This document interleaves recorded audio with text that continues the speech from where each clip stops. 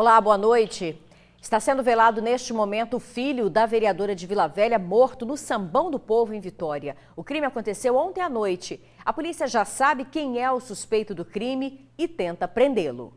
A polícia procura pelo adolescente que matou o filho da vereadora de Vila Velha. Foram realizadas buscas nesta quinta-feira, mas o suspeito não foi localizado. Ele já possui mandado de busca e apreensão, segundo a polícia. A vítima, Pedro Henrique Crisanto da Vitória, de 20 anos, estava no camarote do Sambão do Povo. Ele assistia ao desfile técnico das escolas de samba. Nas imagens dá para ver que o local estava cheio quando começou a confusão. Já na avenida, mais gente se envolve na briga, até que sai um tiro. O disparo atingiu a cabeça de Pedro Henrique. As demais pessoas se afastaram com medo. Segundo a Polícia Civil, Pedro Henrique estava acompanhado de familiares e de amigos, quando um grupo de rapazes do Morro dos Alagoanos passou por eles e ficou encarando. O primo de Pedro Henrique foi até o grupo e tirou satisfação. Foi aí o estopim da briga. Nesta quinta-feira, testemunhas prestaram depoimento. As equipes estão na rua, já temos alguns indivíduos identificados e a gente espera o mais rápido possível dar essa resposta para a família e para a sociedade, colocando esses autores atrás das grades. A vítima é filho mais velho da vereadora Patrícia Crisanto. Em nota divulgada no perfil da parlamentar, o rapaz é descrito como filho amado, trabalhador, respeitoso e carinhoso. O texto ainda cita a dor que os pais estão vivendo e a espera por justiça. Não tem passagem pela polícia, não tem nenhum indício de participação criminosa, estava ali para se divertir e agora a linha de investigação é exatamente essa. O doutor Marcelo Cavalcante, da HPP de Vitória, está em campo, reunindo dados e informações para a gente poder prender esse indivíduo. O enterro do jovem será amanhã às 10 horas no cemitério Parque da Paz, em Cariacica. Devido ao assassinato, os ensaios das escolas no Sambão foram transferidos para a próxima segunda-feira. E está sendo procurada a adolescente de 17 anos suspeita de esfaquear o dono do carro na hora da negociação de venda. Esse caso aconteceu na última segunda-feira em Vila Velha. A vítima se encontrou com um possível comprador, mas viu que era um assalto, reagiu e levou 5 golpes de faca. Um suspeito foi preso. Rafael Abreu Teixeira de Souza tem 21 anos. Ele foi preso por suspeita de tentativa de latrocínio e negou a participação no crime. Tem as filmagens lá, se puxar as filmagens lá vai ver que não foi eu. O horário lá eu estava no meu serviço trabalhando. A polícia não tem dúvidas do envolvimento do jovem no crime. Foi as informações que nós conseguimos da DHPP e houve vários desdobramentos. Houve denúncia anônima, houve informações levantadas pelos policiais, populares que não quiseram se identificar. Então, várias informações em conjunto, nós conseguimos chegar aos 12 envolvidos. Ela reconheceu através de um álbum que nós apresentamos no hospital, né, que equipara o reconhecimento na delegacia de polícia, conforme a orientação do STJ. E, posteriormente, quando ela estiver alta, vamos colher o termo de depoimento dela na delegacia. A vítima, um homem de 52 anos, continua internada no Hospital Antônio Bezerra de Faria, em Vila Velha. O dono do carro havia anunciado a venda do veículo no site. E quando encontrou com Rafael, o possível comprador, pediu para fazer um test drive. O suspeito estava com uma menor, de 17 anos. O assalto foi anunciado e a adolescente, que estava sentada no banco de trás, esfaqueou a vítima 5 vezes. Eles deixaram o homem na rua e fugiram com o veículo. Ferido no braço, punho e também no abdômen, o dono do carro pediu ajuda. A tentativa de latrocínio aconteceu na noite da última segunda-feira no bairro São Cristóvão, em Vila Velha.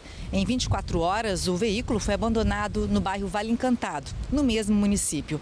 De acordo com a polícia, o acusado, que tem 21 anos, já foi encaminhado ao presídio de Viana. Ele tinha uma passagem por tráfico de drogas, mas há um ano estava com a carteira de trabalho assinada. Trabalhava em uma empresa de manutenção de ar-condicionado. Ainda de acordo com a polícia, a adolescente, que tem 17 anos, continua foragida. Eu já estou providenciando a representação do mandado de busca e apreensão do adolescente infrator para que a gente finalize esse caso o mais rápido possível. O suspeito foi autuado por corrupção de menores e tentativa de latrocínio. Quem tiver informações sobre a adolescente pode fazer a denúncia ao 181, você não precisa se identificar. Foi fechado um abrigo clandestino que era mantido por um falso enfermeiro no sul do estado. 6 pessoas com deficiência intelectual eram mantidas lá e houve até um caso de estupro dentro do abrigo. Assunto para a Manuela Machado, que está ao vivo com a gente. Boa noite, Manuela. O que aconteceu com o responsável pelo abrigo? Boa noite, Isabela. Boa noite a todos. Ele foi preso, encaminhado ao Centro de Detenção Provisória de Marataízes. Está à disposição da Justiça. Foi autuado pelos crimes de cárcere privado e maus tratos. Segundo a polícia, o abrigo clandestino funcionava no bairro Itaoca, em Itapemirim, sul do Espírito Santo.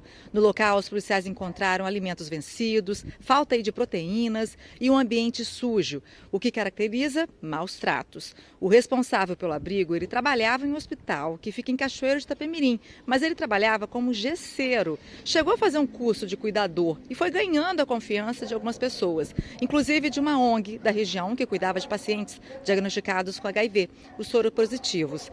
E no falso abrigo havia 6 pessoas com deficiência intelectual, elas já foram encaminhadas à casa, nas residências dos familiares. A polícia também investiga o caso de um estupro no local. Uma paciente de 58 anos, com deficiência intelectual, teria sido vítima de estupro cometido por um dos internos, que tem 34 anos. Ele estaria internado por ser soropositivo e dependente químico. De acordo com o titular da Delegacia Regional de Itapemirim, o delegado Djalma Pereira Lemos, ele está aguardando o laudo do Departamento Médico Legal. E se for confirmado o estupro, esse suspeito, esse paciente, vai ser preso. Eu volto com você aí no estúdio, Isabela. Obrigada, Manuela. Gravíssimo esse caso, né? Fiquei estarrecida. Obrigada, viu? Olha, o senador Capixaba denunciou uma tentativa de golpe envolvendo o ex-presidente Bolsonaro. Você vai ver os detalhes em instantes. O senador capixaba Marcos Duval, do Podemos, afirmou que não vai renunciar ao cargo. O parlamentar havia publicado em uma rede social que pretendia se afastar da política e também denunciou um suposto plano de golpe envolvendo o ex-presidente Bolsonaro. O senador capixaba Marcos Duval, do Podemos, explicou os motivos que o levou a recuar da decisão de renunciar ao cargo. Um deles teria sido uma ligação da filha. Naquela hora que eu postei, se fosse no horário comercial, eu tinha saído.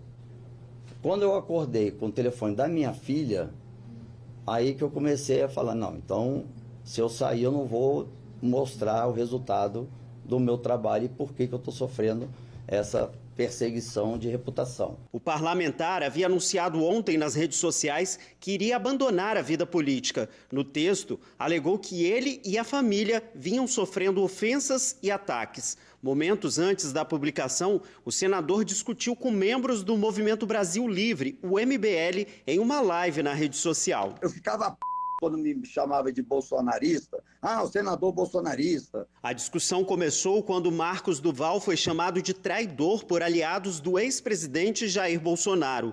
O motivo dos ataques foi um abraço que o senador capixaba deu em Rodrigo Pacheco, reeleito presidente do Senado. Eu saio do plenário, lógico que eu tenho que cumprimentar a do presidente, que agora é o presidente, vai ser 2 anos.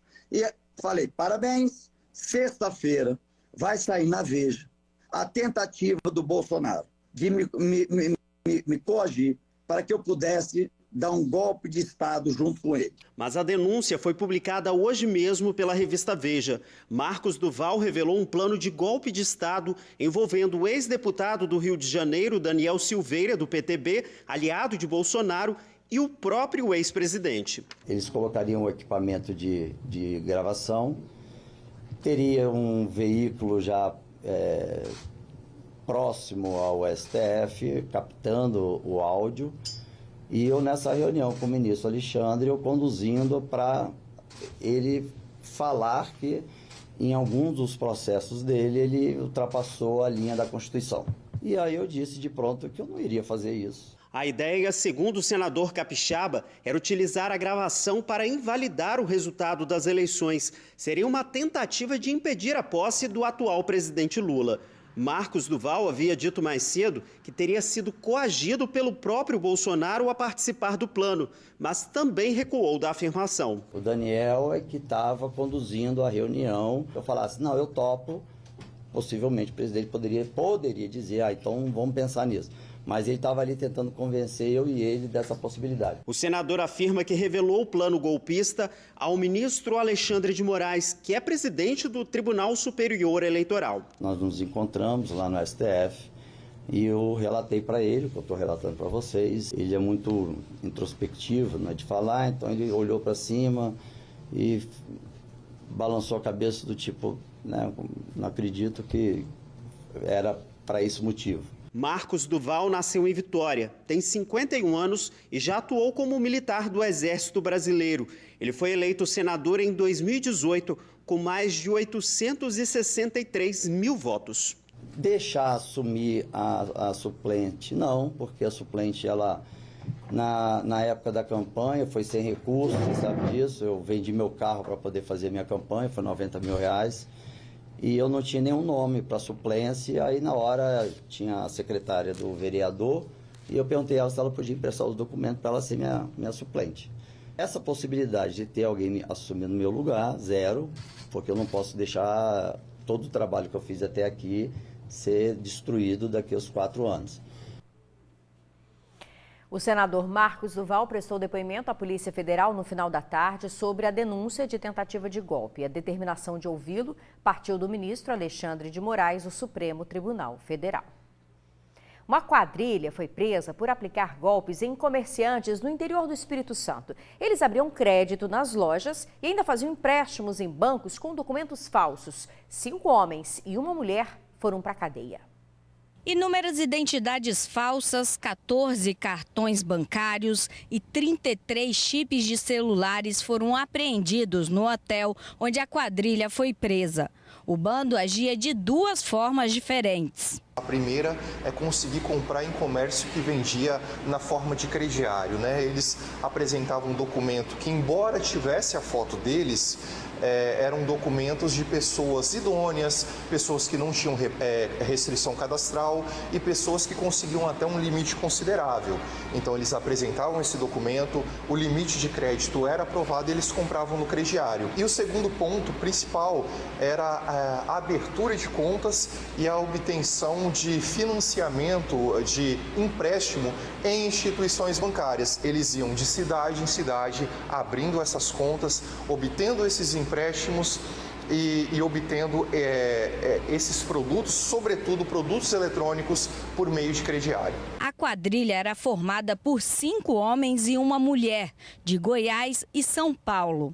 Eles foram descobertos quando tentavam abrir um crediário em Boa Esperança. O gerente de uma das empresas de eletrodomésticos que atua em Boa Esperança, ele, após o cadastro ser reprovado de um dos envolvidos, né, uma inconsistência cadastral, eles têm uma verificação interna, né, isso já é indicativo de fraude.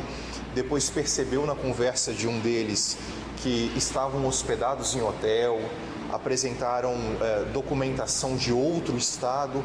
Tudo isso fez ele procurar a polícia militar. Segundo a Polícia Civil, a quadrilha era itinerante, ou seja, ia de cidade em cidade aplicando golpes. Só aqui no Espírito Santo já foram identificadas vítimas em 3 municípios. Mas a polícia acredita que possa haver muito mais, tanto aqui quanto fora do estado.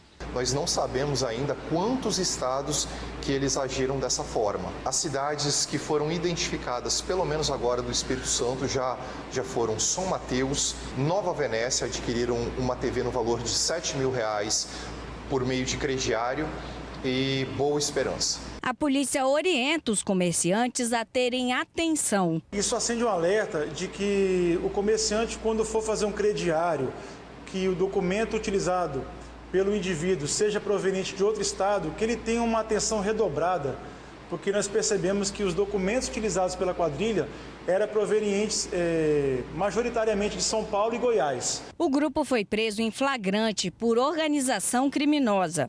Agora, as investigações devem identificar cada um dos golpes. A seguir, Pega no Samba cancela o ensaio técnico após o assassinato no Sambão do Povo. É um instante só. No começo do jornal, a gente falou do assassinato do jovem Pedro Henrique no Sambão do Povo, em Vitória. O rapaz é filho da vereadora de Vila Velha, Patrícia Crisanto, do PSB. Devido ao crime, a escola de samba Pega no Samba, do bairro Consolação, não vai fazer o ensaio técnico que aconteceria hoje. A agremiação vai mostrar na passarela do samba a cultura produzida pela favela e falou sobre o assassinato do jovem no TN1 de hoje. E é com a homenagem feita à família do rapaz que a gente encerra o TN2 de hoje. Sou aquele que desce a favela, entre becos e vielas, construindo a minha história. Forjado na herança do tambor, a carne mais barata, eu sou a resistência da minha cor. Ó mãe, olhai por nós, me pega pela mão e guia. Contra os olhares maldosos que vêm do asfalto e a mim discriminam. Ó mãe, sob a sua oração, armas de fogos e lanças, meu corpo não alcançarão. Essa letra, ela é o momento que a periferia tem de mostrar o que ela faz, gritando através da arte. Então, a nossa guerra é produzir arte de qualidade, mas a gente precisa de segurança para mostrar essa arte para todo mundo. Infelizmente, hoje nós não vamos ter o ensaio e eu espero que todos acompanhem o Pega no Samba e todas as outras periferias, todas as favelas que vão passar por aquela avenida, porque quem enche aquele Sambão do Povo e faz o espetáculo são as periferias. Piedade, São Torquato, Jucutuquara, Consolação inteira, e outras diversas escolas que são formadas de periféricos, de crias, e que a gente vai fazer explodir naquele sambão, mas de alegria, não de tristeza como foi ontem. Eu não sei se ela vai ter forças para a mãe do rapaz, que é vereadora e é residente de São Torquato, se ela quiser participar do nosso desfile, eu acredito que seja um bom momento para a gente gritar por justiça e por mais segurança para a nossa periferia.